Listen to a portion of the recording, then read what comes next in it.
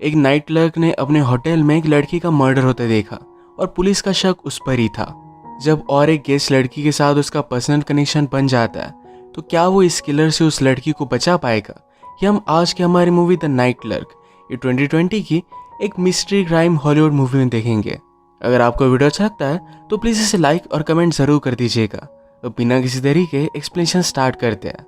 Movie start होती है और हम हमारे मेन कैरेक्टर पार्थ से इंट्रोड्यूस होते हैं। जिस होटल में वो काम करता था उसी होटल में उसने छुपकर हर रूम में कैमरे लगा दिए हैं। वो घर पर इन सब की रिकॉर्डिंग देख रहा था। एक्चुअली बार्ड को एक बीमारी है जिसका नाम है एस्पर्गस।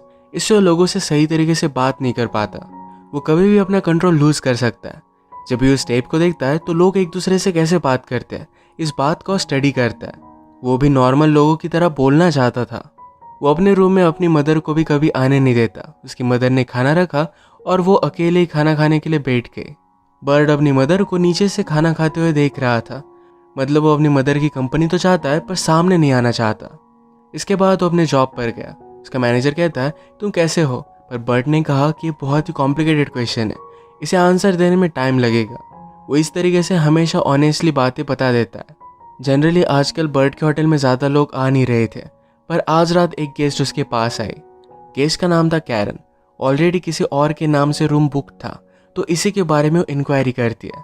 बर्ड ज़रा इसके बारे में सोचता है और जिस रूम में उसने कैमरेज इंस्टॉल किए हैं उसी रूम में कैरन को भेज देता है। कैरन के रूम के कैमरे से बर्ड उसे देख रहा था। तभी उसके रूम में अचानक से कोई आ गया। कैरन को देखकर वो आदमी सरप्राइज था। ये सब देखते हुए बर्ड को उसके कलीग ने देख लिया। बर्ड जल्दी से इसे छुपा लेता है। कलीग पूछता है कि ये था क्या, पर बर्ड उसे कुछ भी बताता नहीं। कलीग को शक क्या था कि शायद ये अपने ही होटल की रिकॉर्डिंग है, पर बाद में उसे लगता है शायद ये पॉर्न होगा तो इस बात को जाने देता है। इसके बाद बर्ड आइसक्रीम लेकर अपने घर आ गया। घर पर वो फिर से रिकॉर्डिंग देखने लग गया। कैरन और ये अननोन आदमी एक दूसरे से झगड़ रहे थे। कैरन उसे कह रही थी तुम प्रिटेंड करो कि मैं वही लड़की हूँ। जिस तरीके से सीक्रेटली तुम उस लड़की से मिलते रहते हो तो प्रिटेंड करो तुम मुझसे भी उसी तरीके से मिल रहे हो। इस बात पर उन दोनों का झगड़ा हो गया। वो आदमी कैरन को मारने लग जाता है। अचानक से कैरन के पर्स से एक गन निकली। इस गन को लेकर इन दोनों में झगड़ा हुआ। ये सब देखकर बार्ड बहुत ही ज़्यादा डर जाता है। उसे क्या करना है समझ में नहीं आता। उसने अपनी गाड़ी निकाली और डायरेक्टली होटल में पहुंच गया। पीछे के दरवाजे से वो रूम में आ गया और वो देखता है कि कैरन की डेथ हो गई है। अभी अभी वो आदमी कैरन को गोली मारकर वहाँ से भागा था तो इसकी आवाज़ सुनकर बर्ड का कलीग वहाँ पर पहुँच जाता है। उसने सब कुछ देखा और पुलिस को कॉल करने के लिए गया। तभी बर्ड ने इस रूम में जो भी सब कैमरेज लगाए हुए थे इस सब कुछ वो निकाल लेता है। वो लास्ट कैमरा निकाल रहा था तो फिर से उसे अपने कलीग की आवाज़ आने लग गई। ये निकालते निकालते एक कैमरे का मेमोरी कार्ड वहीं पर नीचे गिर गया। इसके बाद डिटेक्टिव यहाँ पर पहुंचे। डिटेक्टिव को बर्ड की सिचुएशन के बारे में बताया जाता है। डिटेक्टिव जब बर्ड के पास आए तो बर्ड डायरेक्टली गवाही देने लग जाता है। कहता है कि मेरी शिफ्ट खत्म हुई, मैं आइसक्रीम लेकर घर पर गया तो मुझे रियलाइज़ हुआ कि मेरा वॉलेट होटल पर रह चुका है तो मैं फिर से वापस आया। वेंडिंग मशीन के पास मैंने आवाज़ सुनी और मैं रूम में चला गया। डिटेक्टिव ने कहा कि तुम्हारे कलीग को लगता है कि तुम कभी यहाँ से गए ही नहीं और तुम्हारी स्टोरी पर मैं बिलीव नहीं करता। अगर तुम अपना वॉलेट भूल जाते तो आइसक्रीम लेकर घर नहीं जाते। डिटेक्टिव को तो लग रहा था कि बार्ड में कुछ ना कुछ तो गड़बड़ है, पर उसके खिलाफ उसके पास कोई भी सबूत नहीं। बर्ड के हाथों में थोड़ा सा खून भी लगा हुआ था क्योंकि वो क्यूरियस था, उसने उसे टच किया था। ये बात भी बर्ड के खिलाफ सस्पिशन क्रिएट करने वाली थी। इसके बाद डिटेक्टिव कैरन के हस्बैंड से बात करता है। उसने पूछा कि तुम्हारी वाइफ ऐसे रात में होटल में कर क्या रही थी। निक के पास इसका कोई भी आंसर नहीं। बर्ड की मदर को जब ये सब सिचुएशन पता चली तो बहुत ही गुस्से में डिटेक्टिव के पास आती है। कहती कि क्या तुम्हें उसकी सिचुएशन के बारे में पता है, तुम विदाउट लॉयर उससे बात नहीं कर सकते। वो फिर बर्ड को घर पर लेकर गई। उससे कहती है तुम मुझे कुछ भी बता सकते हो, मैं कभी भी तुम्हें जज नहीं करूंगी, हमेशा तुम्हें प्रोटेक्ट करूंगी। बर्ड सिर्फ उसके पास आता है। मदर ने उसे किस किया और इसके बाद बर्ड वहां से चला गया। रात में वो मर्डर की रिकॉर्डिंग फिर से देख रहा था और उसने किलर्स के आर्म्स पर एक टैटू नोटिस किया। इस इंसिडेंट के बाद बर्ड का इस होटल से ट्रांसफ़र करवा दिया जाता है। न्यू होटल में रात में एक ब्यूटीफुल सी लड़की उसके पास आई। उसका भी रूम ऑलरेडी बुक था। वो हमेशा यहाँ आती रहती थी तो बर्ड न्यू है ये चीज़ वो नोटिस करती है। उसने बर्ड के साथ बहुत ही अच्छे से बात की थी। बर्ड को उसे मिलकर बहुत ही अच्छा लगा। रात में वो घर जाकर वो दोनों जब बात कर रहे थे तो उसकी रिकॉर्डिंग वो सुनता है। वो वंडर करता है कि अगर वो एंड्रिया से नॉर्मल बात कर पाता तो उसे क्या कहता, सब कुछ आंसर्स वो बहुत ही अच्छी तरीके से देता। नेक्स्ट सीन में हम देखते हैं कि डिटेक्टिव बर्ड पर नजर रख रहा था। बाहर बर्ड जब ग्रोसरी शॉपिंग के लिए गया तो फिर से एंड्रिया से मिलता है। उससे सही तरीके से बात करना चाहता था, पर फिर भी वो कॉफ़ी को लेकर बहुत सारी इन्फॉर्मेशन उसे देने लग जाता है। उसने फाइनली एडमिट किया कि लोगों से बात करने में ज़रा कतराता है। एंड्रिया कहती कि ठीक है, तुम इतने भी वियर्ड नहीं हो, जो प्रॉब्लम तुम्हें है वही मेरे ब्रदर को भी थी, पर तुमने अपने आप को अच्छे से कंट्रोल में रखा है। बर्ड ने उसके ब्रदर के बारे में और भी पूछा। उसके ब्रदर की डेथ हो चुकी थी। रूम की इन्वेस्टिगेशन करते हुए डिटेक्टिव को मर्डर की रिकॉर्डिंग मिल गई जो बर्ड ने नीचे गिरा दी थी। इस कैमरे का एंगल नीचे था तो एक्चुअल किलर कौन है ये वो देख नहीं पाते। डिटेक्टिव ने फिर से होटल के स्टाफ से बात की। बर्ड का कलीग डिटेक्टिव को बताता है कि उस रात बर्ड कुछ देख रहा था जो होटल की रिकॉर्डिंग की तरह लग रहा था। आज रात होटल में एंड्रिया फिर से बर्ड से मिली। बर्ड उसे कहता है कि तुम्हारे रूम में एसी का काम किया है तो इस वजह से चीज़ें इधर उधर हो सकती है, पर बर्ड ने एक्चुअली उसके रूम में कैमरेज इंस्टॉल करके रखे थे। एंड्रिया को रात में नींद नहीं आती तो सिगरेट पीने के लिए वो बाहर आ गई। बर्ड से वो माचिस मांगती है, पर बर्ड ने उसे कहा कि तुम यहाँ पर स्मोक नहीं कर सकती। वो फिर स्विमिंग पूल के पास चली गई। वो स्विमिंग करने लग गई तो बर्ड टॉवेल लेकर उसके पास आ गया। एंड्रिया उसे देखकर डर जाती है। बर्ड ने कहा कि यहाँ पर कोई भी लाइफ गार्ड नहीं है, तो इस वजह से उसके लिए वो वरीड था। एंड्रिया ने उसे अपने पास बैठने के लिए कहा। बर्ड ने एंड्रिया को कार से निकलते हुए किसी आदमी को किस करते हुए देखा था, तो यही बात उससे पूछ लेता है कि वो था कौन। एंड्रिया ने कहा कि वो आंसर करना बहुत ही कॉम्प्लिकेटेड है। उसे पूछती है कि तुम्हारी गर्लफ्रेंड है।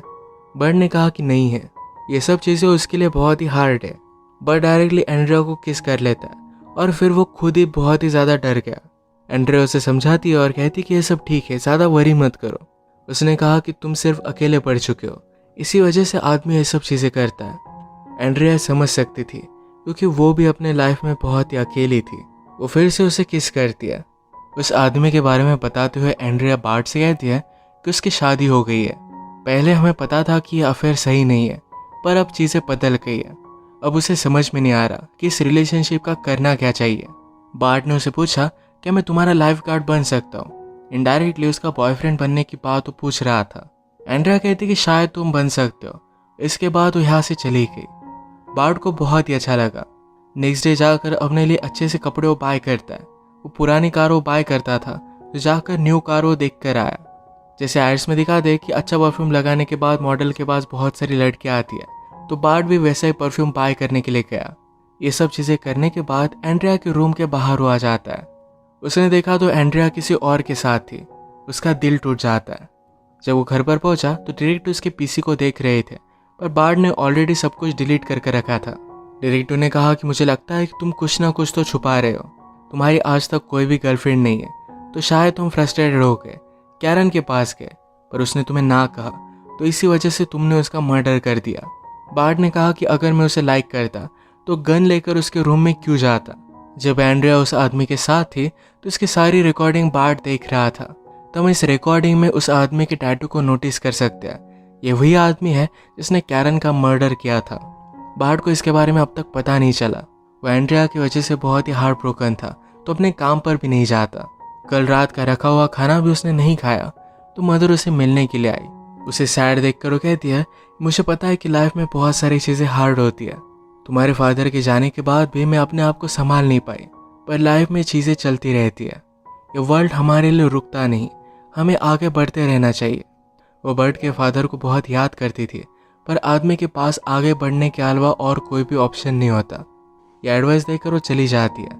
वो आज अपने मदर के साथ खाना खाता है। नेक्स्ट सीन में हम एंड्रिया को निक के साथ देखते हैं, जो कि कैरन का हस्बैंड था। इसका मतलब है उस रात कैरन के हस्बैंड ने उसे मार डाला। जिस मैरिड आदमी के बारे में एंड्रिया कह रही थी ये निक था। निक को डिटेक्टिव से बार्ड के बारे में पता चला था कि उसके पास शायद टेप्स हो सकती है। एंड्रिया और बार्ड एक दूसरे को जानते हैं, तो निक एंड्रिया से पूछ रहा था कि उसके करीब जाओ, उससे वो टेप्स लेकर आओ। एंड्रिया निक से प्यार करती थी, तो अगले दिन वो बार्ड के पास पहुंच गई। बार्ड ने कहा कि मैं हार्ट ब्रोकन हूँ, उसे बहुत ही ज़्यादा तकलीफ हो रही है। उसने एक मेडिकल स्टडीज़ के बारे में कहा, किसी से प्यार करना एक ड्रग्स की तरह होता है, इससे लोग मर भी सकते हैं। एंड्रिया के ब्रदर को भी सेम प्रॉब्लम था, तो इस वजह से बार्ड का दर्द एंड्रिया समझ सकती थी। वो जो भी करने वाली थी इस बात के लिए उसे बहुत ही बुरा लगा। उसने उसे सॉरी कहा और कहती है कि मैं फिर से तुम्हें बॉदर नहीं करूँगी, अब एंड्रिया निक के साथ भी नहीं रहना चाहती थी। होटल से जाने लगती है तो निक उसे रोकने की कोशिश करता है। ये सारी चीज़ बार्ट कैमरे से देख रहा था। इन दोनों की फाइट में निक एंड्रिया को मारने लग गया। एंड्रिया ने खुद को बचाने के लिए गन निकाल ली। बार्ट को इस बार ये देखते हुए निक का टैटू दिख गया।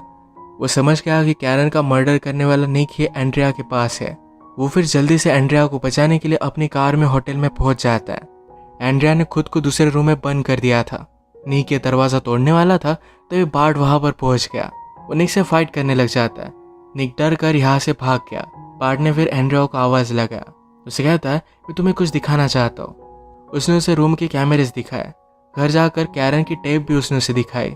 बार्ट उसे समझाता है कि हमें पुलिस के पास चलना चाहिए, हम सब कुछ उन्हें बता देंगे। एंड्रिया अब भी निक से प्यार करती थी तो इस वजह से वो पुलिस के पास नहीं जा सकती। उसे पता नहीं था कि वो करेगी क्या। वो बहुत ही डिस्टर्ब थी तो आज रात एक दूसरे का सहारा लेकर यहीं पर सो जाते हैं। सुबह होने पर बार्ट इमेजिन करता है कि एंड्रिया और वो अब एक साथ है। वो सब कुछ छोड़कर कहीं पर दूर जा रहे हैं। पर बार्ट की आँख खुलने के पहले ही एंड्रिया यहाँ से चली गई थी। अपने साथ वो सब कुछ सबूत भी लेकर गई थी। कल रात एंड्रिया और निक की जो फाइट हुई थी, इन सब आवाज़ों की वजह से फिर से पुलिस को बुलाया जाता है। ये रूम चेक करने के बाद बार्ट का एक कैमरा डिटेक्टिव को मिल गया। इस रिकॉर्डिंग की वजह से जो भी हुआ था ये सारी सिचुएशन डिटेक्टिव को पता चल गई। इसी के पैरेलल में एंड्रिया के जाने की वजह से बार्ट बहुत ही डिस्टर्ब हो गया। उसने गन निकाल ली। वो अपने आप को मारने वाला था। बुलेट चलने की आवाज़ आती है तभी डिटेक्टिव उसके घर पर पहुंच चुका था। ये जल्दी से नीचे जाकर देखते तो बार्ट ने एक स्क्रीन को शूट किया था। उसने पुलिस को सब कुछ चीज़ें बता दी। इसके बाद डिटेक्टिव निक का पता लगाते हैं तो एंड्रिया और निक यहाँ से भाग रहे थे। उन्हें पकड़ लिया जाता है। इन्होंने जो भी किया था इनकी सज़ा इन्हें भुगतनी पड़ेगी। मूवी के फाइनल सीन में हम बार्ट को मॉल में देखते हैं। वहाँ पर वो स्ट्रेंजर के साथ बात करने की कोशिश कर रहा था। इसका मतलब है उसके साथ जो भी हुआ इसके बाद भी अपने आप को इम्प्रूव करना चाहता है। नॉर्मल लोगों की तरह बात करना चाहता है, जैसे उसकी मदर ने उसे समझाया था कि लाइफ में कितना भी बुरा हो फिर भी आपको आगे बढ़ता रहना चाहिए। यही चीज़ वो कर रहा था। इसे एक मैसेज के साथ मूवी एंड होती है। अगर आपको वीडियो अच्छा लगा तो प्लीज़ इसे लाइक कर दीजिएगा। मैं बहुत सारी मूवीज़ लेकर आते रहता हूँ तो प्लीज़ इस चैनल को सब्सक्राइब कर दीजिए और बेल नोटिफिकेशन आइकन दबाना मत भूलिएगा। हम फिर से मिलेंगे और एक नई मूवी के साथ। तब तक के लिए थैंक यू और आप अपने आप का ख्याल रखिए।